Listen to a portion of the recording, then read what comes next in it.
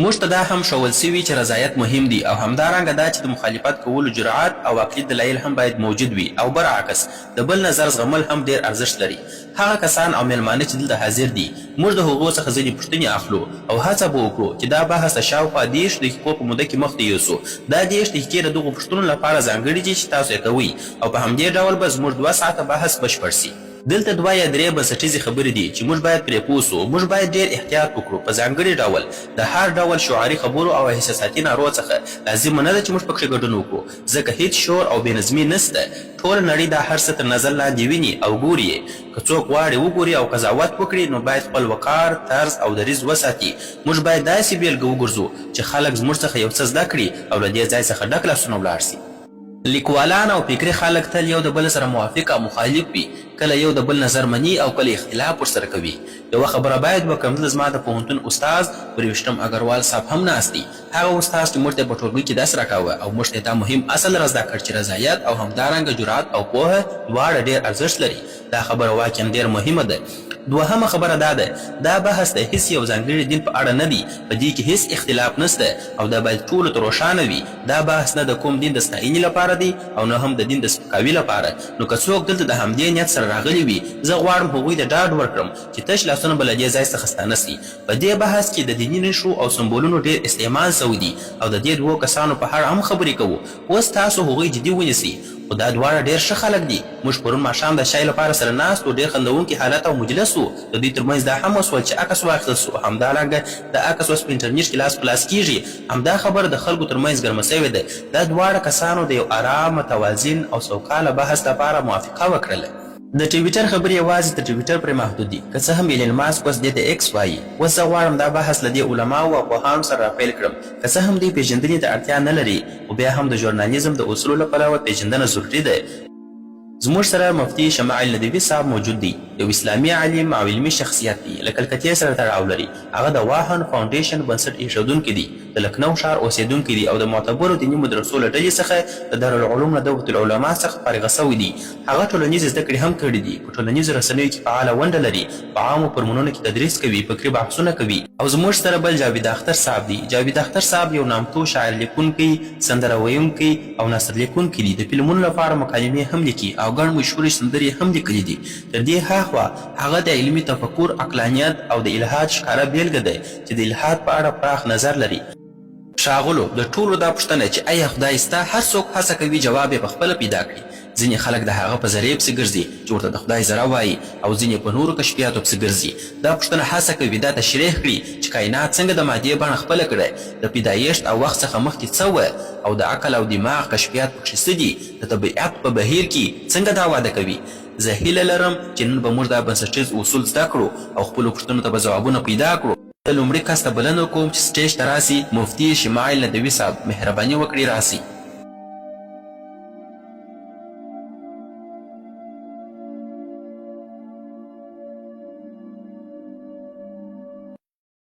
ټولې ستاینې د هغه خالق لپاره دي چې دا کائنات د یو ټاکلي هدف او موخې لپاره پیدا کړي دي. ښاغلی جاوید اختر صاحب او ښاغلی سراب داودي صاحب او محترمو اوریدونکو او درنو میلمنو، مننه چې تشریف مو راوړی دی. د نن ورځ مباحثه ځکه مهمه ده چې د خدای په شتون موضوع باندې ده او په دې موضوع به موږ او تاسو خبرې کوو. دا داسې یوه موضوع ده چې د هغې لپاره بېلابېل معیارونه شتون لري چې په هغه باندې باید بحث وسي. او د بحث د پیل څخه مخکې دا ډېر ضروري ده چې موږ دا روښانه کړو چې نن به په دې موضوع کې کوم معیار سم ګڼل کیږي او کوم معیار به ناسم ګڼل کیږي. لومړی معیار چې زما په آن زه تاسو ته وایم هغه ساینس دی چې جاوید اختر صاحب هم دې موضوع ته په ډېرې چټکۍ سره مراجعه وکړي او جاوید اختر صاحب ساینس موږ مخ ته ډېر ژر کښېږدي. حال دا چې ساینس په حقیقت کې د خدای د شتون د مستقیم ثبوت یا د هغه د انکار لپاره معیار نسي کېدلی. د دې معیار ساینس نسي کېدلی. دا ولې؟ دا خبره زه نه درته کوم بلکې د ساینس متخصصین دا خبره کوي. د ساینس ملي اکاډمي وایي ساینس هغه لارې او وسایل نه لري چې د خدای شتون ثابت یا رد کړي. دا پروسې او وسایل ساینس نه لري ځکه ساینس په تجربوي شواهدو ولاړ دی. د تجربوي شواهدو سره تړاو لري او تجربوي شواهد زموږ د طبیعي او فزیکي نړۍ سره اړه لري. حال دا چې خدای غیر فزیکي او مافوق الطبیعت حقیقت دی، نو غیر فزیکي حقیقت د هغه وسیلې په واسطه نسي ازمویل کېدلی چې یوازې د فزیکي حقیقت د پلټنې لپاره کارول کیږي نو د غیر فزیکي لپاره نسي کارول کېدلی. له همدې امله په نننۍ مناظره کې به د خدای د شتون د ثابتولو یا ردولو لپاره له علمي شواهدو کار وانخیستل سي او نه به هم علمي شواهد او نه هم ساینسي شواهد ومنل سي. دوهم معیار کېدای سي وحی وي، یعنې دا چې د وحی له لارې دا ثابته کړو چې آیا خدای سته که نسته، خو دا معیار به هم نه منل کیږي. دا ولې؟ ځکه چې وحی زما له نظره د پوهې یوه معتبره سرچینه ده، خو زموږ د محترم جاوید اختر صاحب له نظره دا د پوهې معتبره سرچینه نه ده، هغه یې نه مني. نو له همدې امله به نن زه په دې مناظره کې د هیڅ دیني کتاب یا مذهبي کتاب څخه هیڅ یو متن وړاندې نه کړم تر څو هغه د جاوید اختر صاحب لپاره د منلو وړ نه وي. نو هیڅکله به داسې مذهبي څه وړاندې نه کړم چې د جاوید اختر صاحب لپاره د منلو وړ نه وي. دریم معیار چې کېدای سي مطرح سي هغه مشاهده ده، یعنې یو څوک ماته ووایي خدای موږ ته وښایاست، که خدای سته نو هغه ماته ښکاره کړه، یا دا چې د خدای د شتون لپاره تجربوي شواهد موږ ته وړاندې کړه. دا د ناسمو او غلطو وسایلو کارول دي، دا په حقیقت کې د ناسمې وسیلې کارول دي. دا داسې ده لکه جاوید اختر صاحب چې له ما څخه وغواړي مفتي صاحب د فلزي شي څخه ماته پلاستیک جوړ کړه، د دغه فلزي شي څخه ماته پلاستیک جوړ کړه چې په اصل کې پلاستیک د فلزي شي څخه لاسته نه دی راغلی. نو دا د ناسمو او غلطو وسایلو کارول دي چې په دې بحث کې به مطرح نسي، او د دې غوښتنه کول دا ماشومانه غوښتنه ده. نو زما په آن د خدای د شتون لپاره د تجربوي شواهدو غوښتنه کول یوه ماشومانه غوښتنه ده، او زموږ محترم جاوید اختر صاحب تر دې پړاو ډېر مخکې تللی دي. نو اوس یوازې یو معیار پاتې کیږي، او هغه معیار عقل او منطق دی، یعنی د خدای شتون به یا د عقل له لارې ثابتیږي یا به د عقل له لارې رد کیږي. خو دا چې دا موضوع ډېره مهمه او حساسه ده، نو منطقي دلایل هم باید داسې وي چې قطعي او روښانه وي، نه مبهم او پټ چې د خلکو فکرونه ور خراب کړي. داسې وي لکه 2 او 2 چې 4 کیږي، دومره واضح او روښانه به وي چې په منطقي ډول رد کېدل یې ممکن نه وي. د بیلګې په توګه که موږ ووایو محترم ښاغلی سراب یو انسان دی او ټول انسانان شعور لرونکي موجودات دي، نو پایله دا سوه چې ښاغلی سراب هم شعور لرونکی موجود دی، انسان دی. آیا دا مبهم یا پټ دلیل سو؟ نه، قطعي او روښانه دلیل سو. دا قطعي دلیل دی، دومره روښانه لکه 2 او 2 چې 4 کیږي او په منطقي ډول رد کېدلی نسي. نو که نن زموږ جاوید اختر صاحب د خدای د شتون په اړه داسې کوم عقلي او منطقي دلایل وړاندې کړل چې قطعي وي، روښانه وي، نو زه دلته اعلان کوم چې زه به خامخا هغه دلیل ومنم او زه به پر هغه غور وکړم. خو له دې سره دا وړاندوینه هم کوم چې داسې هیڅ کوم قطعي دلیل هیڅوک نسي وړاندې کولی چې د خدای شتون نه ثابت کړي.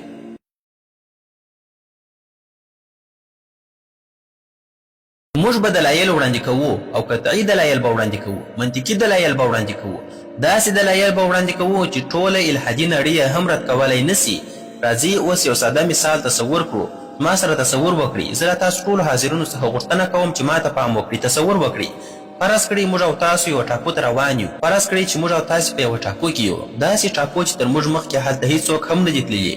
موږ او تاسو روان یو، ناڅاپه ستاسو مخې ته یو ګلابي رنګه توپ پروت دی. لومړی پوښتنه کیږي چې ستاسو ذهن ته راځي هغه څه ده؟ دا توپ ولې دلته پروت دی؟ څنګه راغلی دی دلته؟ ولې یې رنګ ګلابي دی؟ بل رنګ هم کېدلی سوی، ولې په همدې بڼه دلته پروت دی؟ ولې بڼه نه سوه بدله؟ دلته خو هیڅوک هم مخکې نه و موجود، نو دا توپ له کومه دلته راغلی؟ په طبیعي ډول تاسو دې پایلې ته رسیږئ چې حتما یو څوک سته چې دا توپ یې له همدې ځانګړو ځانګړتیاوو سره جوړ کړی دی او دلته یې ایښی دی.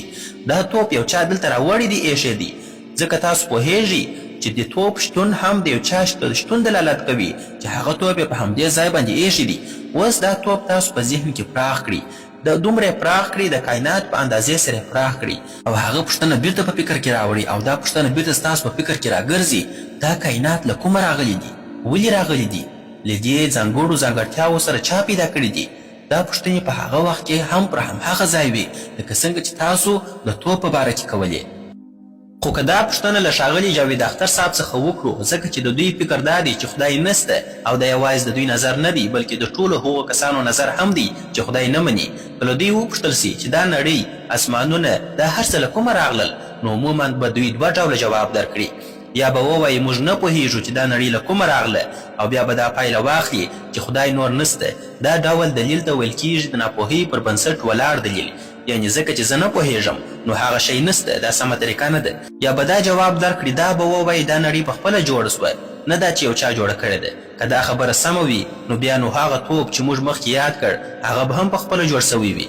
خو کله چې موږ یو توپ ووینو هیڅوک دا خبره نه مني چې دا توپ پخپله جوړ سوی دی، بلکې ټوله وایي دا حتما یو چا جوړ کړی دی. خو همدا خبره چې د توپ لپاره نه منل کیږي بیا د ټولې نړۍ لپاره منل کیږي، دې ته ړوند قضاوت وایي، ړوند باور وایي، یعنې داسې خبره منل چې ثبوت نه لري.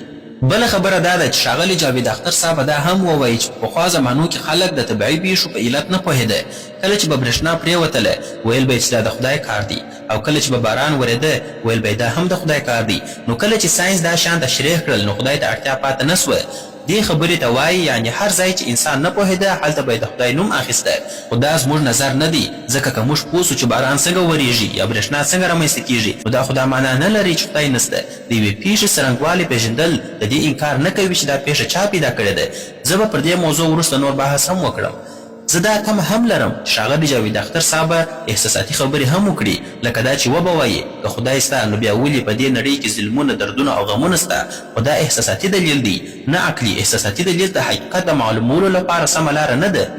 زما خبره دا ده چې د بدیو شتون د خدای د نه شتون دلیل نه دی، بلکې د هغه د شتون دلیل دی. ځکه که خدای سته نو انسان مسؤل دی، یعنې باید د خپلو کارونو حساب ورکړي، او حساب هغه وخت معنا لري چې ښه او بد دواړه موجود وي. که بد نه وي نو حساب هم نسته، که حساب نه وي نو بیا پوښتنه پیدا کېږي نو بیا دا ټول دردونه، کړاوونه، ظلمونه ولې دي؟ که خدای نه وي نو دا کړاوونه بې معنا کېږي. اوس بېرته همهغه د توپ مثال ته راګرځو، خو دا ځل به یې ډېر ساده تشریح و. که څوک له ما وپوښتي دا توپ چا جوړ کړی دی یا دا ټوله نړۍ چا جوړه کړې ده، نو زه وایم دا نړۍ او د نړۍ ټول شیان داسې دي چې خپله له ځانه نه دي پیدا سوي، بلکې د بل چا یا بل څه اړتیا لري.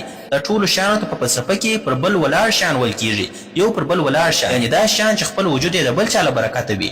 دا نړۍ له ځانه نه ده پیدا سوې. که څوک وایي په نړۍ کې داسې شی سته چې بل چا ته اړتیا نه لري، نو زه ترې پوښتنه کوم چې ما ته دې وښیي، موږ به فکر پر وکړو. نو کله چې موږ ګورو چې دا نړۍ او هر څه چې په دې نړۍ کې دي، کوم شیانو یادونه چې موږ مخکې وکړله، هر څه چې په دې نړۍ کې دي، دا ټوله شیان چې په دې نړۍ کې دي یو بل ته اړتیا لري، نو زموږ عقل دا حکم راته کوي چې باید یو داسې ذات موجود وي چې بل هیڅ شي ته ضرورت ونه لري، بل هیڅ شي ته اړتیا ونه لري. هغه ذات چې نه شتون یې ناشونی وي، ځکه که هغه نه وای نو دا ټول شیان به هم نه وای، دا کائنات به هم نه وای، په دې دنیا کې څه شیان دي دا به ټوله نه وای. که څوک بیا دا پوښتنه وکړي چې هغه ذات بیا چا پیدا کړی دی چې هیڅ شي ته ضرورت نه لري، هیڅ شي ته اړتیا نه لري، نو دا پوښتنه ناسمه ده. ځکه که هغه هم پیدا سوی وای نو بیا به هغه هم اړتیا درلودلی، پر بل چا به تکیه درلودلی، بل چا ته به ضرورت درلودلی، او دا لړۍ به هیڅکله پای ته نه وای رسېدلې. عقل دا خبره نه مني. نو باید یو داسې ذات وي چې له پیله موجود وي، تل موجود وي، بې نیازې وي، هیڅ شي ته ضرورت ونه لري، بل چا باندې تکیه ونه لري، پر هر څه برلاسې وي، ځواکمن وي، پوه وي، او پر هر څه باندې برلاسې درلودونکی وي، او پر هر څه باندې بنسټ ایښودونکی وي، د هر څه جوړونکی وي، پر هر څه باندې برلاسې وي، او د هر نظم او قانون ټاکونکی وي. ځکه دا نړۍ په ډېر نظم ټاکلو، قوانینو او دقیقې اندازې سره روانه ده. دا نظم بې له پوه او ځواکمن جوړونکي نسي کېدلی، او دا ځواکمن ذات او پوه ذات همدا هم هغه ذات دی چې موږ یې خدای بولو. مننه. زه د دې دلایلو وروسته د جاوید اختر صاحب څخه غوښتنه کوم چې د جواب لپاره سټیج ته راسي. مهرباني جاوید اختر صاحب.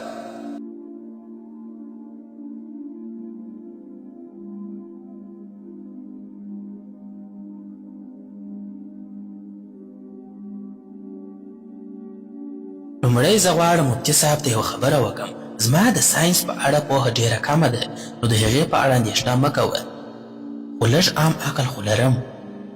د خدای د تصور خبره کومه نوې خبره نه ده. دا له ډېره پخوا وختونو راهیسې د انسان په ذهن کې موجوده ده. ځینې دینونه 3000 یا 4000 کاله عمر لري، خو انسان له لسګونو زرو کلونو راهیسې ژوند کوي. انسان هغه مخلوق دی چې موږ یې نن یعنې اوسني انسانان بولو، یعنې همدا ننني انسانان، نه بل ډول. انسان تل د ژوند په اوږدو کې د یو ډول عقیدې یا دین لرونکی پاتې سوی دی. دا دینونه د ناپوه خلکو نه وه، دا دینونه د هغو قومونه وه چې ډېر پوه او هوښیار خلک یې درلودل.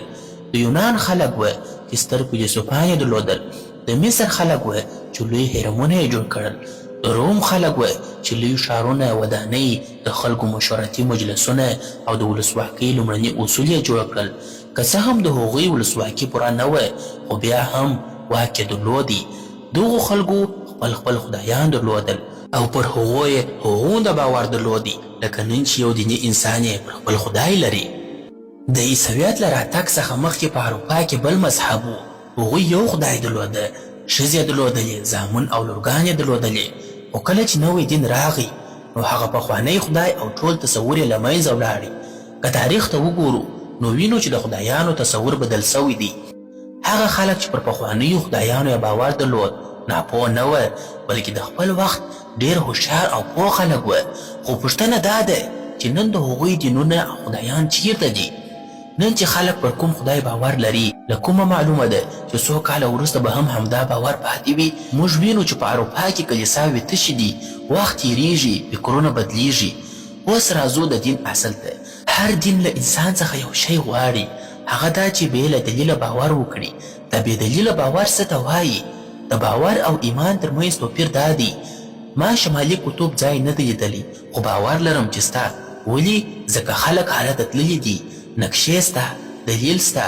دا بې دلیله باور نه دی، دا پر دلیل ولاړ باور دی. خو دین له انسان څخه غواړي چې داسې خبرې ومني چې نه دلیل لري، نه ثبوت لري، نه شاهد، نه منطق، یوازې دا چې ویې مني. دې ته بې دلیله باور وایي. که دلیل وای نو بیا به دا ساده منل وه، نه بې دلیله باور. که زه پر داسې خبرې باور وکړم چې نه منطق لري، نه دلیل لري، نه ثبوت لري، نه شاهد، نه کوم سند، او بیا یې ومنم، نو دا ټوله ناپوهي ده. که سبا زه دا یقین وکړم چې ایلن ماسک زما ورور دی، زه به ډېر خوشحاله سم او آرام به پیدا کړم. خو که څوک راته ووایي ولې منې، ثبوت یې څه دی؟ هغه خو امریکایي دی او ته هندی یې، نسل مو هم جلا دی. نو زه ورته وایم دا زما ایمان دی. دا د ایمان معنا ده، هغه څه چې ثابتول یې ممکن نه وي. که ثابتول یې ممکن وي نو بیا ایمان ته اړتیا نسته. هر څومره بحث چې وکړې، په پای کې د نړۍ هر دین پر ایمان ولاړ دی. او ایمان دا دی، داسې یقین چې نه ثبوت لري، نه شاهد لري، نه دلیل لري، نه سند لري، بس منې بې. د کوم انصاف خبرې چې تاسو کوئ دا د انسان لخوا جوړ سوی مفهوم دی. په طبیعت کې هیڅ انصاف نسته.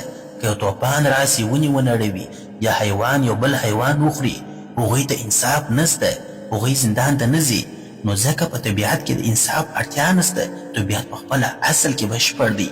اوس که موږ ووایو صاحبه دا وګوره ما دا خواړه وخوړل، ما ته یې زیان ورسوه، آیا هغه ته سزا ورکول کېږي؟ نه، ځکه چې دا یو سیسټم دی، همداسې روان دی. په طبیعت کې بې له انصافه، انصاف یو انساني تصور دی. نو یو څوک چې تاسو ته وایي زه به تا ته انصاف درکړم، دا د انسان د ذهن پیداوار دی، نه طبیعي او نه آسماني. د طبیعت تصور او د انصاف تصور سره یو نه دی.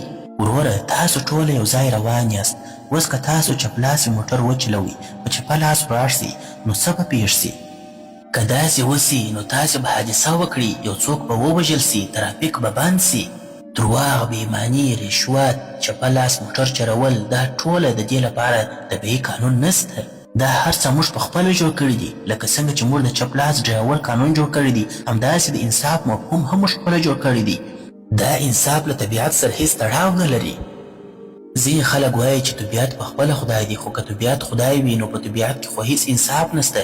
او تاسو بیا وعده کوئ چې انسان ته به له مرګ وروسته انصاف ورکول کیږي. که ما ته انصاف راکړه سي نو زه به ډېر خوشحاله سم، خو زه باور نسم کولی، ځکه چې زه په خپل ځان کې ایمان نسم پیدا کولی.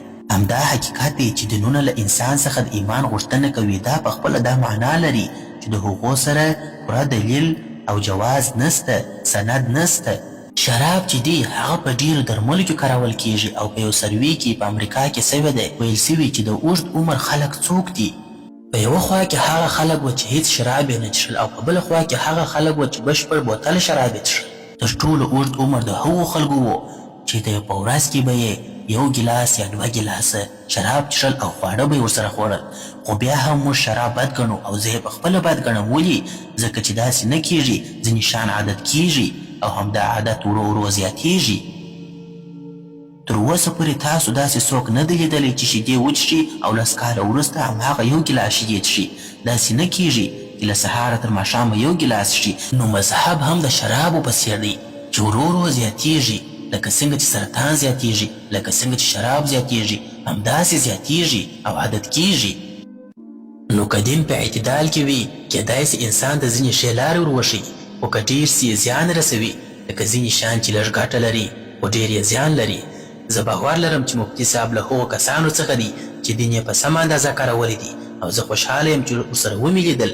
خو که نړۍ ته وګورو نو ډېرې بدمرغۍ د هغو خلکو له لاسه سوي دي چې ځانونه یې ډېر دیني معرفي کړي دي. اوس ما وخت پوره سو، مننه.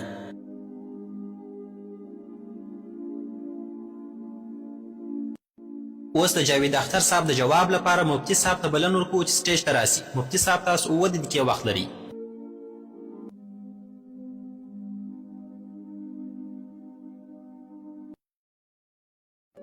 لومړی خو مننه او تر هر څه مخکې د محترم جاوید صاحب خبره را اخلم. جاوید اختر صاحب وویل چې خدای پانی دی، ځکه ډېر مذهبونه راغلل او لاړل، ځینو خلکو یوه سیاره خدای وبله، ځینو بل څه. زما خبره دا ده چې هر څوک چې کوم محتاج او تړلی شی خدای وبولي په خطا کې دي، ځکه محتاج شی خدای نسی کېدلی، هغه خدای نه دی، خدای کېدلی نسی هغه. موږ دلته د هغه ذات د ثابتولو لپاره ناست یو چې وجود یې حتمي دی، چې هیڅ شی پر ولاړ نه دی بلکې هر څه پرې ولاړ دي. موږ د هغه اصل خبره کوو چې تلپاتې له پیله موجود او بې پایه دی. موږ د بل چاره ثابتولو لپاره نه یو راغلي. دوهمه خبره دا وسوه چې ایمان او باور څه ته وایي. د ایمان دا تعریف نوی نه دی، دا خبره مخکې هم سوې ده، دا لومړی ځل نه دی چې دا تعریف وړاندې کیږي. دا خبره مخکې یو مشهوره لیکوال هم کړې ده، او زه پوهیږم چې دا خبره له کومه راغلې ده. د پوهې له پلوه تاسو نسئ کولی ایمان او باور داسې جلا کړي. ایمان هم سم کېدای سي او هم ناسم، باور هم همداسې، هم سم کېدلی سي او هم ناسم. هر هغه ایمان چې د عقل، دلیل او نښو پر بنسټ ولاړ وي هغه سم ایمان دی. او که څوک د داسې ایمان خبره کوي چې بې عقلي وي او هیڅ دلایل ورسره نه وي، نو موږ هم د همهغه خبرې سره موافق یو. موږ هم داسې ایمان نه منو. موږ د هغه ایمان منونکي یو چې تر شا یې عقل وي او نښې وي. نو لکه څنګه چې باور سم او ناسم کېدلی سي، ایمان هم سم او ناسم کېدلی سي. نن زموږ بحث دا نه دی چې ایمان او باور کې توپیر څه دی، نن خبره دا ده چې حق څه دی. که څوک باور ومني که ایمان، اصل خبره دا ده چې کوم یو سم دی او کوم یو ناسم دی. ناسم ایمان څه دی، ناسم باور څه دی، همدا زموږ د بحث موضوع ده.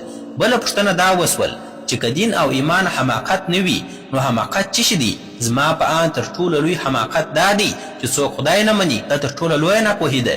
د دې مثال داسې دی، تصور وکړئ چې تاسو پر سړک روان یاست، یو باغ ته ننوځئ او هلته ووینئ چې په ګلانو لیکل سوي دي زه د جاوید اختر سره مینه لرم. اوس پوښتنه دا ده، آیا تاسو به ووایئ چې دا لیکنه په خپله جوړه سوې ده؟ چا جوړه کړې ده؟ نه، دا په ښکاره ډول یو جوړښت دی او د هر جوړښت تر شا یو جوړونکی سته. نو که څوک دا ساده خبره نه مني چې دا دومره منظم کائنات چې په ډېر دقیق ډول روان دي په خپله جوړ سوي دي، زما په آن له دې څخه لوی حماقت او ناپوهي بله نسته. دا خبره بې عقلي ده. بیا وویل سول چې ته په توپ تمرکز کوې نه پر ټاپو. خو زما د توپ مثال همدا د دې لپاره دی چې وښیم ټاپو چا جوړه کړې ده. توپ هم محتاج دی، ټاپو هم محتاج ده، دواړه د هغه ذات غوښتونکي چې په خپله محتاج نه وي. وروسته دا هم وویل سول چې په طبیعت کې انصاف نسته. موږ په خپله پرېکړه کوو چې اخلاق څه دي او انصاف څه دي. لکه د ټرافیک قوانین، دا خو خدای نه دي ویلي، دا خبره سمه پرتله نه ده، دا د فکر تېروتنه ده. د ټرافیک مثال د شخصي اخلاقو دی، د عامو او حتمي اخلاقو نه دی. او دا شخصي اخلاق او قانون د خلکو لخوا جوړیږي، او انصاف عام او حتمي اصل دی. که څوک وایي چې په طبیعت کې انصاف نسته، نو بیا ولې موږ په نړۍ کې دومره هڅه کوو چې انصاف راولو؟ که بې انصافي طبیعي وي نو طبیعت یې همهغسې پاته سي. دا خبره خپله له عقله لیرې ده. ځینې کارونه په اصل کې بد وي او ځینې ښه وي. دا بدوالی او ښهوالی بدلېدونکی نه وي، خو ځینې کارونه داسې وي چې خلک یې د ټولنې د هوکړې او یا د شخصي خوښۍ له مخې ښه یا بد بولي. خو انصاف چې دلته پرې بیا بیا خبرې وسوې، دا عام او حتمي اصل دی، شخصي نه دی.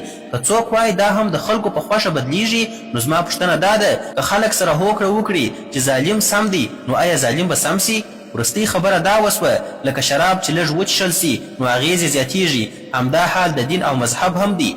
خو که دا مثال د خدای په شتون د نه منلو لپاره وکارول سي، نو که څوک لږ لږ بې خدایي ومني، نو پایله به یې داسې ټولنه وي چې هر څه به پکښې زور او ظلم وي. مننه.